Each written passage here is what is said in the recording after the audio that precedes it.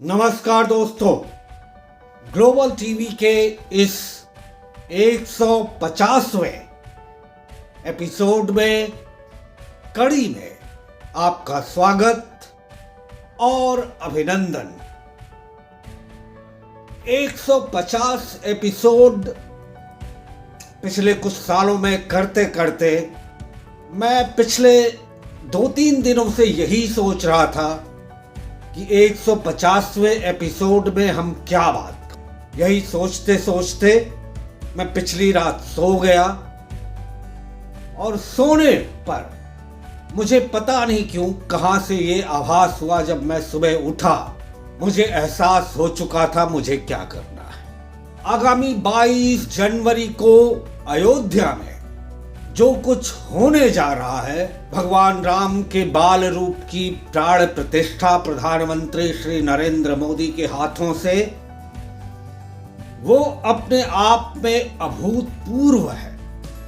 वो राष्ट्रीय उल्लास का, राष्ट्रीय गौरव का क्षण होगा। बगैर इस बात में गए वहां पहले क्या था क्या नहीं था। अगर हम राम को राष्ट्र पुरुष माने, राम के जीवन से हर किसी ने प्रेरणा ली।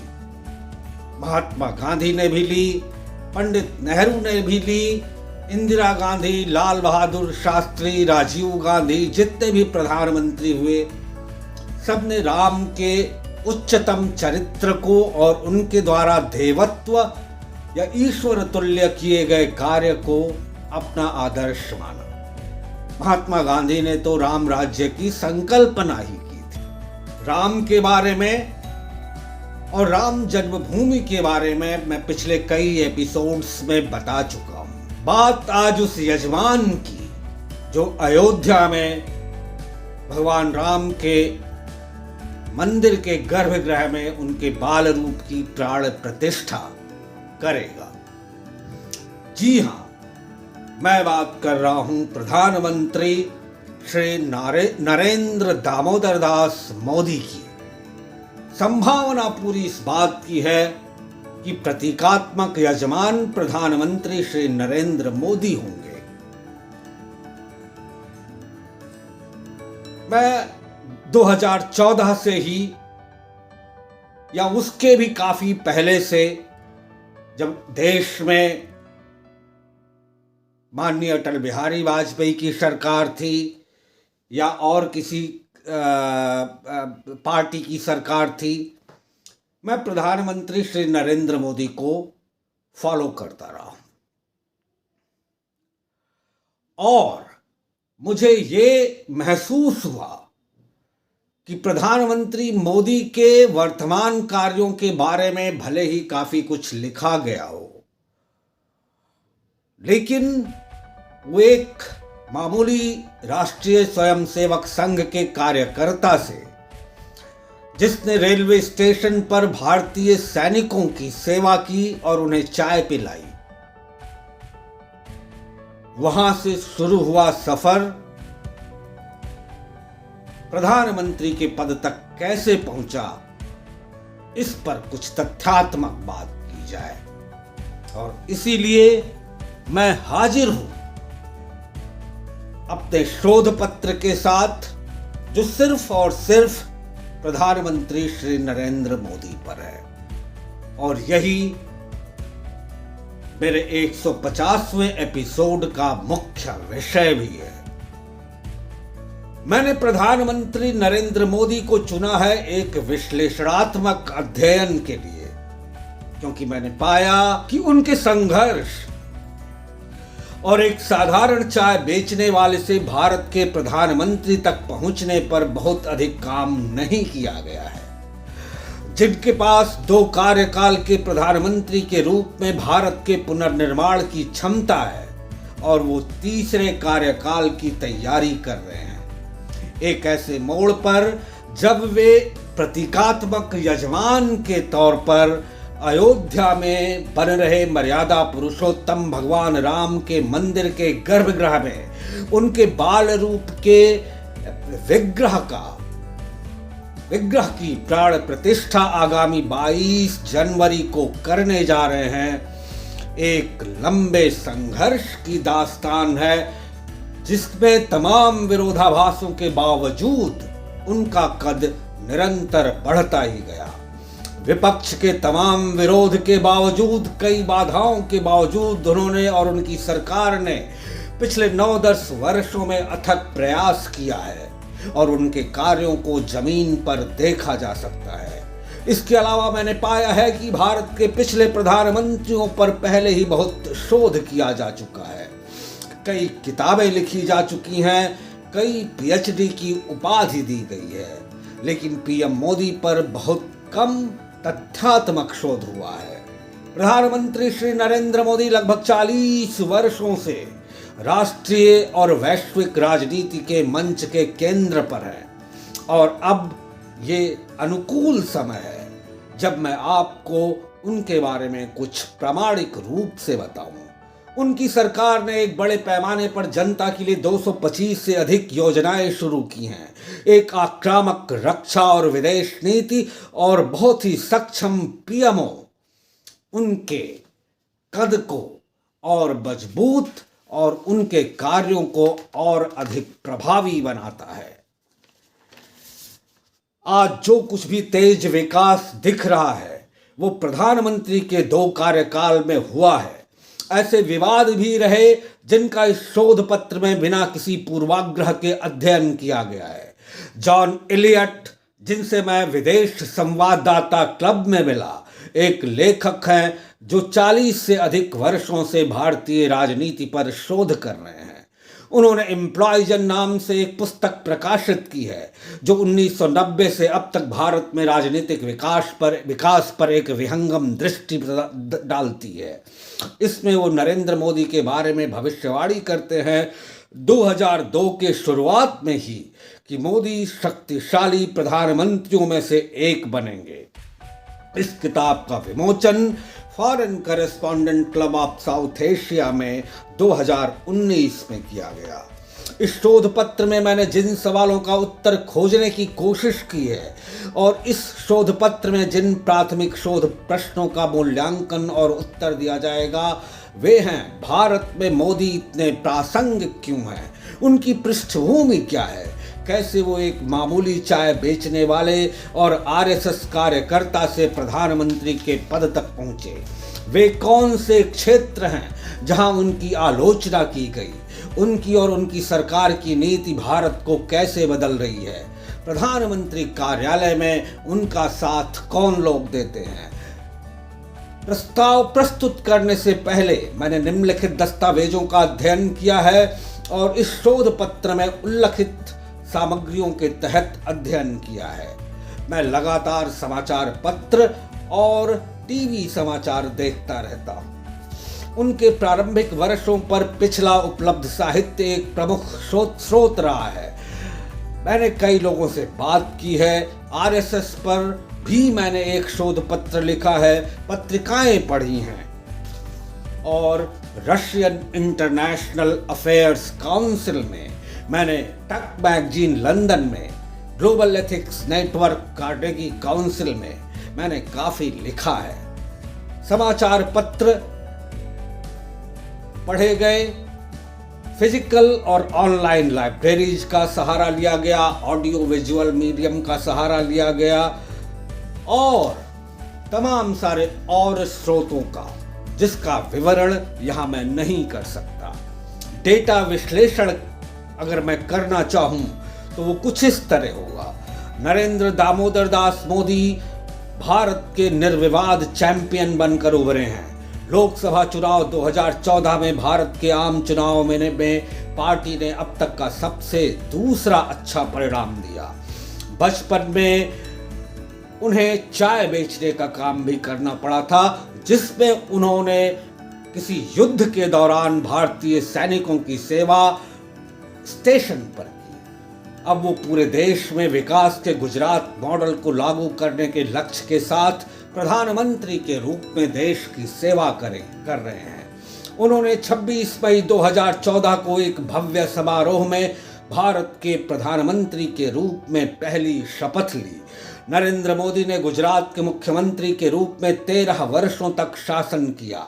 उनका चयन भारतीय जनता पार्टी के नेता लाल कृष्ण आडवाणी ने किया तथा भारतीय जनता पार्टी ने 2001 में गुजरात और हिमाचल प्रदेश में चुनाव अभियानों को दिशा देने के लिए उनको जिम्मेदारी सौंपी। 7 अक्टूबर 2001 को भारत के मुख्यमंत्री के रूप में वो पहली बार चुने गए और वो राज्य के सबसे लंबे समय तक सेवा करने वाले मुख्यमंत्री रहे। 2012 के गुजरात विधानसभा चुनाव में उन्होंने गुजरात के मुख्यमंत्री के रूप में अपना लगातार चौथा कार्यकाल जीता। आरएसएस के लिए एक कार्यकर्ता के रूप में शुरू हुआ करियर अब शायद अपने चरम पर पहुंचने की राह पर भले ही हो, लेकिन नरेंद्र दामोदर दास मोदी ने भारतीय ही नहीं बल्कि वैश्विक राजनीति में एक ना पकड़ पाने वाली लकीर छोड़ दी है। गुजरात के पूर्व मुख्यमंत्री और भारत के वर्तमान प्रधानमंत्री उम्मीदवार का मामला एक दिलचस्प अध्ययन हो सकता है, क्योंकि वो व्यक्ति अपने आलोचकों के साथ साथ प्रशंसकों के लिए भी समान रूप से रास्ता खोलता है। इस व्यक्ति की गुजरात में उनकी आर्थिक नीतियों और विकास परिदृश्य के लिए प्रशंसा तो की जाती है, लेकिन कभी कभी उन्हें आलोचनाओं का सामना भी करना पड़ता है। आइए देखते हैं नरेंद्र दामोदर दास मोदी की जीवनी पर। मोदी के लिए संघर्ष का विचार कभी भी मुश्किल नहीं था। जब तक आरएसएस ने उन्हें पूर्णकालिक सदस्य के रूप में शामिल नहीं किया, तब तक वो चाय की दुकान चलाते थे। पार्टी के सहयोगियों से उन्हें जो भी न्यूनतम प्रशिक्षण मिला वो आगे बढ़े और ABVP अखिल भारतीय विद्यार्थी परिषद, जो भारतीय जनता पार्टी की विद्यार्थी विंग है, उसका प्रभार दिए जाने के लिए पर्याप्त क्षमता का प्रदर्शन किया। इस तथ्य के बावजूद कि वो एक साथ राजनीति विज्ञान में मास्टर डिग्री कर रहे थे, पार्टी के प्रति उनके परिश्रम और समर्पण में कोई कमी नहीं आई। वड़नगर के इस औसत छात्र ने राष्ट्रीय स्तर पर बड़े कदम उठाने के लिए खुद को प्रशिक्षित किया। सार्वजनिक डोमेन में मोदी के निजी जीवन के बारे में पर्याप्त जानकारी नहीं है और मेरी स्वयं इतनी रुचि नहीं है किसी के निजी जीवन में झांकने की, लेकिन राजनीतिक चर्चा कभी कभी तथ्यों और कहानियों को सामने लाती है। उनका जन्म महसाड़ा तब बॉम्बे राज्य के वड़नगर में 6 लोगों के एक मध्यम वर्गीय परिवार में दामोदर दास के घर हुआ। मूलचंद मोदी और हीराबेन मोदी के परिवार में काफी कम उम्र में ही उनकी सगाई हो गई, लेकिन शायद उन्होंने शादी से दूर रहने का फैसला किया और अभी तक कुंवारे रहे। नरेंद्र मोदी किशोरावस्था में ही राजनीति की ओर आकर्षित हो गए थे और राष्ट्रीय स्वयंसेवक संघ के सदस्य थे। 1962 के भारत पाकिस्तान युद्ध के दौरान भले ही नरेंद्र एक युवा लड़का था, उसने स्वेच्छा से रेलवे स्टेशन पर यात्रा करने वाले भारतीय सैनिकों की सेवा की। युवा अवस्था में वे अखिल भारतीय विद्यार्थी परिषद के सदस्य बन गए, जो एक भ्रष्टाचार विरोधी कार्य में संलग्न एक छात्र संगठन था। उनके साथ पूरा समय काम करने के बाद उन्हें भाजपा में इसके प्रतिनिधि के रूप में नामित किया गया। मोदी अपने कॉलेज के वर्षों के दौरान आरएसएस के प्रचारक भी थे और उन्होंने पार्टी के सदस्यों को प्रोत्साहित करने का काम भी किया। शंकर सिंह वाघेला के साथ साझेदारी के नेतृत्व में मोदी ने गुजरात में एक मजबूत कैडर बेस शुरू किया। नरेंद्र मोदी एक साधारण पृष्ठभूमि से आते हैं और अपनी साधारण जीवन शैली के लिए जाने जाते हैं।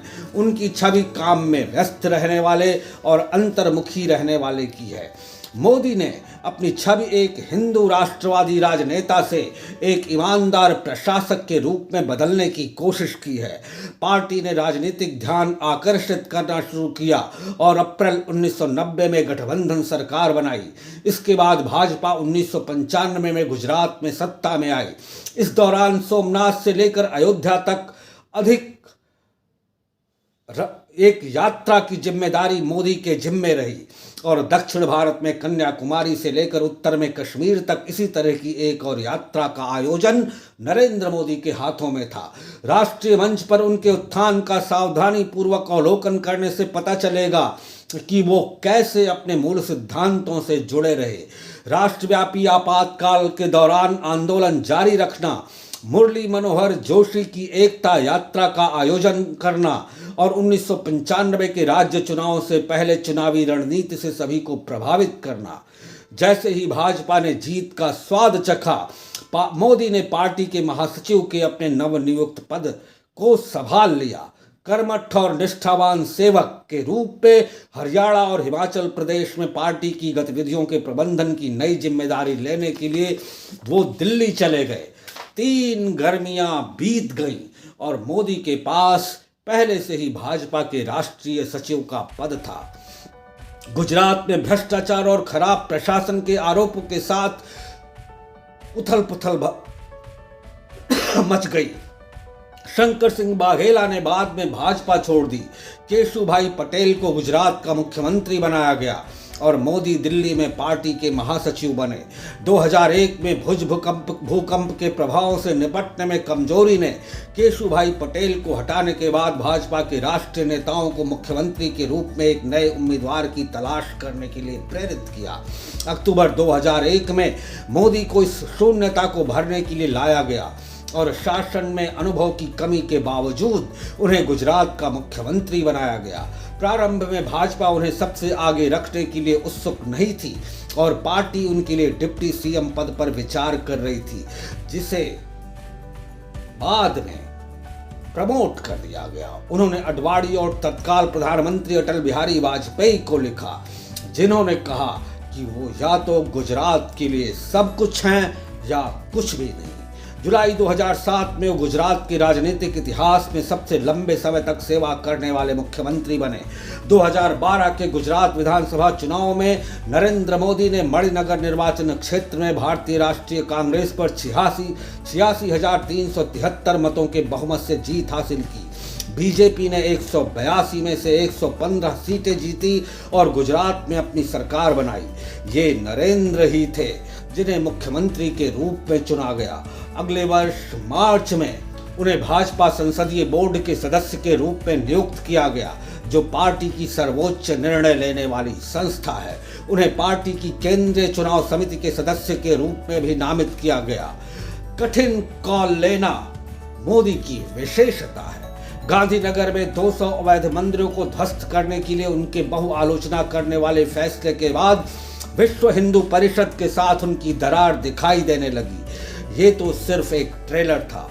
मोदी आतंकवाद विरोधी कानूनों को पुनर्जीवित करने में प्रधानमंत्री मनमोहन सिंह की अनिच्छा के बारे में भी मुखर हो गए। उन्होंने 2006 के मुंबई विस्फोटों के बाद राज्यों में सख्त कानून लागू करने का आह्वान किया। बार बार उन्होंने केंद्र सरकार पर उपदेश देने और उस पर हमला करने के लिए विवेकपूर्ण ढंग से मुद्दों को चुना।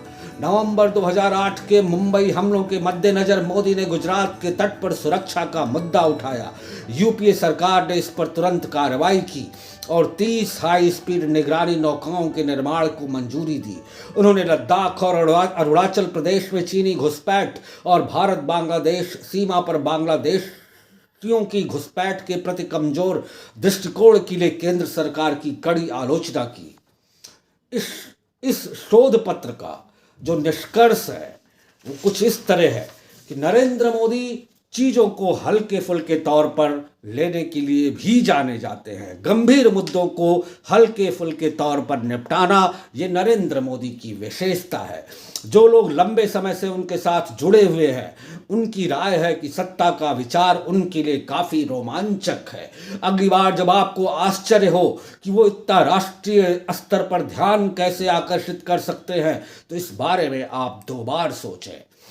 जब ब्रांड निर्माण पर सबक लेने की बात हो, जब जनसंपर्क और छवि प्रबंधन पर की बात हो तो मोदी को छोड़कर कोई दूसरा नहीं दिखाई देता। मोदी कहते हैं कि महात्मा गांधी से बड़ी कोई प्रेरणा नहीं है। गांधी के बारे में उनकी स्तुति इस तथ्य से आती है कि उन्होंने अहिंसा की बात की लेकिन उनके पास एक छड़ी भी थी। उन्होंने कभी टोपी नहीं पहनी लेकिन दुनिया गांधी टोपी पहनती है। एक हिंदुत्व पार्टी के व्यक्ति से एक विकास समर्थक नेता और परिवर्तन निर्माता के रूप में मोदी का सावधानी पूर्वक काया पलट उनकी छवि निर्माण क्षमता के बारे में बहुत कुछ कह जाता है। उनके 2 साल लंबे हिमालय प्रवास और योग साधुओं के साथ घुलने मिलने से उन्हें हिंदू धर्म की उचित समझ मिली। ये आंशिक रूप से बताता है कि जब वो विचारधाराओं की बात करते हैं तो लोग उन्हें ध्यान से क्यों सुनते हैं। मोदी अक्सर अपने P2G2 जन समर्थक सुशासन फार्मूले का उल्लेख करते हैं। कुछ पर्यवेक्षकों की राय है कि अर्ध शुष्क राज्य होने के बावजूद गुजरात अपने कृषि उत्पादन में सुधार करने में सक्षम सिर्फ नरेंद्र मोदी की वजह से हुआ। इसका श्रेय भूजल परियोजनाओं को बढ़ाने के लिए गुजरात सरकार के उपायों और सूक्ष्म सिंचाई के उपयोग को बढ़ाने की पहल को दिया जाता है। अपने फैसले में लगभग सभी बुद्धिजीवी एक मत हैं। वो चाहते हैं नरेंद्र मोदी अगले पीएम बने। वे एक मजबूत नेतृत्व चाहते हैं जिसके पास स्पष्ट रोड मैप और क्रियान्वयन के लिए तैयार कार्य योजना हो। रतन टाटा से लेकर मुकेश अंबानी तक भारतीय बिजनेस लीडर ऐसा प्रतीत होता है कि सभी आश्वस्त हैं कि भारत को सकल घरेलू संकट से बाहर निकालने के लिए एक दूरदर्शी और निर्णायक नेतृत्व नरेंद्र मोदी में ही है। अनुभवजन्य साक्ष्य बताते हैं कि गुजरात खुद को निवेश के लिए एक आकर्षक गंतव्य के रूप में स्थापित करने में सक्षम है। एक राजनीतिक टिप्पणीकार के अनुसार उनके तत्वाधान में भ्रष्टाचार के स्तर में कमी आई और प्रौद्योगिकी पार्कों में दिन का उजाला देखा गया। न्यूनतम सरकार और अधिकतम शासन का उनका फार्मूला हिट हुआ। उनके मौजूदा कार्यकाल के दौरान विदेश और रक्षा नीति में किए गए बदलावों की ये कहकर आलोचना की गई कि भारत की रक्षात्मक विदेश और रक्षा नीति को अब हमला करने वाली नीति में बदल दिया गया है। जाहिर तौर पर आलोचक सर्जिकल स्ट्राइक जैसी घटनाओं की ओर इशारा करते हैं। कई लोग कहते हैं कि नोटबंदी और कई अन्य योजनाएं ठीक नहीं हुई। कुछ लोग ये भी कहते हैं कि उनकी सरकार ने इतनी अधिक योजनाएं शुरू कर दी हैं कि उनका प्रशासन इसे ठीक से संभाल नहीं पा रहा। कुछ लोग उनकी लगातार विदेश यात्राओं और महंगे कोट पैंट पर सवाल उठाते हैं। सबसे ऊपर और तमाम आलोचनाओं के बावजूद नरेंद्र दामोदर दास मोदी को इंदिरा गांधी के समकक्ष और नेहरू से भी बड़ा मान सकते हैं। 2015 में फोर्ब्स पत्रिका ने नरेंद्र को स्थान दिया है कि दुनिया के सबसे शक्तिशाली व्यक्ति के रूप में मोदी 9वें स्थान पर थे। ये सीढ़ी दर सीढ़ी चढ़ते हुए वो 2023 और 24 में लगातार पहली पसंद बने। पत्रिका ने मोदी के बारे में कहा कि प्रधानमंत्री के कार्यालय में पहले वर्ष में 7.4% जीडीपी वृद्धि की अध्यक्षता की और एक वैश्विक नेता के रूप में अपनी प्रोफाइल भी बढ़ाई। खासकर शी जिनपिंग और बराक ओबामा के साथ साथ हुई उनकी यात्राओं के दौरान कहा गया कि उनकी दोस्ती शी जिनपिंग से भी है, ओबामा, ट्रंप और बाइडेन से भी है और पुतिन उनके परम दोस्त हैं ही। इसमें यह भी कहा गया कि 1.4 अरब लोगों को प्रभावित करने के लिए हाथ मिलाने से कहीं अधिक आवश्यकता इस बात की है कि लोग नरेंद्र मोदी से प्रभावित हैं और अब मोदी को अपनी पार्टी के सुधार एजेंडे को पारित करना होगा और उग्र विपक्ष को अपने नियंत्रण में रखना होगा। नरेंद्र की इतनी सारी ब्रांड छवियों के साथ मोदी एक दूसरे के मुकाबले मौजूदा आइकॉन है। ये देखना होगा अब जबकि अयोध्या में प्रधानमंत्री श्री नरेंद्र मोदी आगामी 22 जनवरी को राम मंदिर के गर्भगृह में भगवान राम के बाल रूप के विग्रह की प्राण प्रतिष्ठा करने जा रहे हैं। अब जबकि जम्मू कश्मीर से आर्टिकल 370 और 35A हटाया जा चुका है और तमाम सारे और कठोर कानून लागू किए जा चुके हैं जिनको वृहद हिंदू समुदाय या भारत की वृहद जनसंख्या पसंद कर रही है, ऐसे में ये देखने वाली बात होगी कि विपक्ष, सम्मिलित विपक्ष, किस तरह नरेंद्र मोदी के नेतृत्व में भारतीय जनता पार्टी को आने वाले लोकसभा चुनाव में सत्ता में वापसी से रोकती है। इस कड़ी में द ग्लोबल टीवी के 150वें एपिसोड में इतना ही। अगर ग्लोबल टीवी के एपिसोड्स जारी रहे तो फिर मिलेंगे। तब तक दीजिए विदा। नमस्कार, धन्यवाद, जय हिंद।